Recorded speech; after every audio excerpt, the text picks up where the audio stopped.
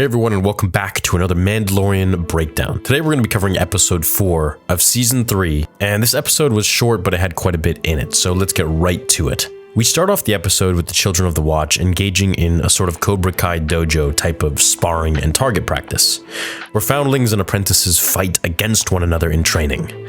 Bo-Katan walks around as she observes everyone sparring in different ways, looking over to Grogu by the ocean bank, where we see some rock crab-like creatures that remind me slightly of the Dokma on Atollon, which were from Rebels. The little foundling who was welcomed into the Creed, as Paz Vizsla looked on a few episodes ago, is actually Paz Vizsla's son, and he goes up against Grogu in a practice paintball dart contest. Paz's foundling asks why Grogu doesn't wear a helmet, and we get our answer here, which is that he has to be able to speak the Creed before he can wear a helmet.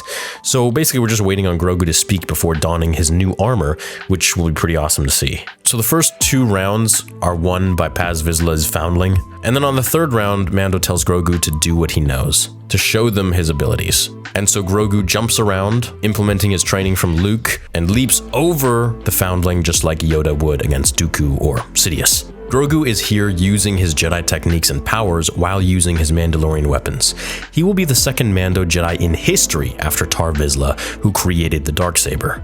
Bo-Katan asks him if Mando taught him that, and he says, not me. Of course, referring to Luke Skywalker, of course, who trained Grogu for 2 years, according to Jon Favreau. A massive dragon creature swoops down and grabs Paz's foundling, where the Mandos blast off after him until they run out of jet fuel in their packs. Bo-Katan follows the monster in her gauntlet starfighter, and she returns to the Mandalorians, telling them that she knows how to get to its lair. So they do just that. Bo-Katan mentions that the hive is no higher than the peak of Kir Morut. Now, this is a location in the Star Wars EU, and it was a kind of fortress on Mandalore. It was a stronghold for Mandalorian warriors and their culture. It served as a base for Mandalorian protectors' training and was the home of several notable Mandalorian characters, including Cal Skirata and his clan Skirata. Now, the mountain didn't have a traditional peak like most mountains do, and you can learn more about it in the Republic Commando novel, specifically the Order 66, a Republic Commando novel, and Imperial Commando 501st. The armorer stays in the cave with Grogu and begins to make him a little scrap of chest armor. As she bangs on the armor to forge it, Grogu gets some major PTSD with Order 66 and remembers his time at the Jedi Temple. So here it is, everyone. We're finally getting the scene that we've seen in the trailers and we've been speculating and theorizing on for months. The clones break through the door, and I gotta mention, first when the trailers came out, many theories were about Anakin coming through those doors, or Palpatine, or Quinlan Vos to save Grogu, but it was actually none of them. Grogu is saved by the Jedi protecting him there, and it seems he's quite high profile, that he's being protected, or perhaps, he's just a youngling that they're protecting. But something tells me that he's much more important than just being a regular youngling. The Jedi all shout to get him to Kalaran, and so Grogu gets into the elevator where he goes up and we see Ahmed Best, who played Jar Jar Binks in the prequel trilogy, in his major glow-up as Jedi Master Kelleran Beck, the same Kelleran Beck who was on the Jedi Temple Run show. He wields 2 lightsabers, one blue, one green, like Anakin did against Dooku in Attack of the Clones, and just precisely decimates the clones who all are live action, unlike George's clone troopers who are all CGI. He gets on his speeder, Hagrid and Harry Potter style, as he saves Grogu, evades some LAAT gunships, and swerves around the same peak of the mountain Umate that we saw in the previous episode with Dr. Pershing. And we see this at the fair, and I didn't mention this in the last breakdown, but this is actually an original art piece from Ralph McQuarrie. Kalaran gets into a Nubian ship, the same model ship from episode 1 that Padme, Qui-Gon, and Obi-Wan were in as they crash-landed on Tatooine before they met Anakin. Kelleran Beck and Grogu blast off into hyperspace as they're pursued, ending the flashback and giving Grogu his piece of armor from the armorer, a Beskar Mandalorian steel chestplate with a Mudhorn insignia from the first season. We get a 7 Samurai type of image with all of the 7 Mandalorians walking from afar out of Bo-Katan's ship.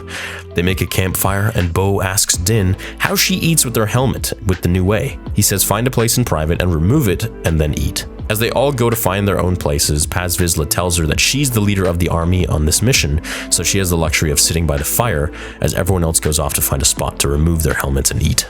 They eventually track down the dragon. Bo-Katan loses a pauldron, risking herself to get him, and Mando seals the deal by bringing the foundling to Paz, who thanks him, and it seems like their beef is over. So they return to the cave and the armor as everyone is safe and sound, as Bo-Katan gifts the tribe 3 baby dragons that they took with them from the nest after its mother was eaten by a massive fish croc from the first episode.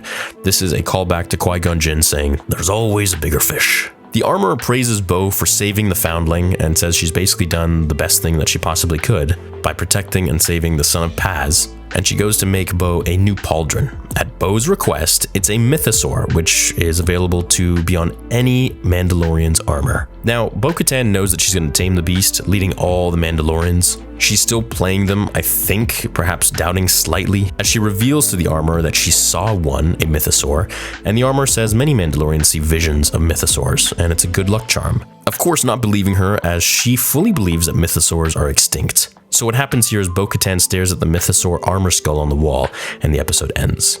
Now, I think the main 2 things from this episode are that Grogu is saved by a new Jedi, contrary to all our theories, and I want to know what you guys think about that. Do you wish it was someone of more importance, or you're cool with it being Killer and Beck? And Bo-Katan tested the armor's superstitious beliefs to confirm that no one would even believe her if it were true that the mythosaur existed, which, of course, it is. Bo will try to get the mythosaur and tame it, bringing a new age to the Mandalorians of all kinds, and controlling, uniting them all.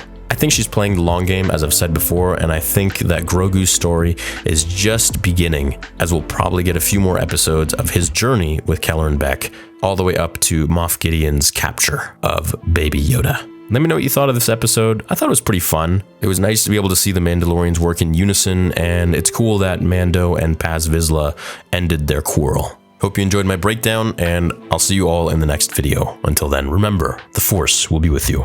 Always. Padme laying unconscious where he had left her.